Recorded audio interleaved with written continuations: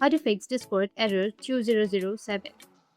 So if you want to fix your Discord error, which is 2007, then first what you need to do is make sure that you have a stable internet connection. After that, open up your browser and then go with your search and search for Discord server status. After searching, you need to go with the down detector, and here you'll find some problems related to your server. So if you have any problems right here, then you just need simply wait for 15 to 20 minutes or for 24 hours and your problem might be fixed. But if it says that user reports show no current problems with your Discord, then move on to the next solution. For that, you need to right click on your task manager, the taskbar, and then go with the task manager section. From your task manager, now if you're using your Discord, you'll find the Discord application right here. So if you find the Discord, you need to right click on your Discord application and you'll find the option of end task. You need to click on end task, and after ending your task, you need to restart your device and your problem might be fixed.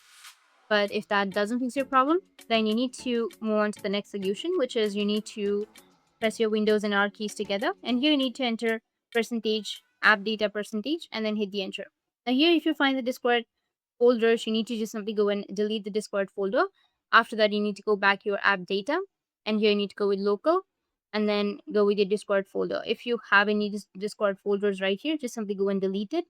After deleting, you need to go back and then reinstall your Discord. After reinstalling, your problem might be fixed. If not, you can search for your control panel. Once you're on your control panel, you need to go with internet options.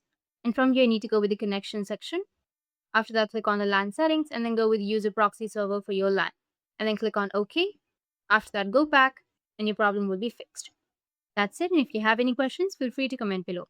Thanks for watching.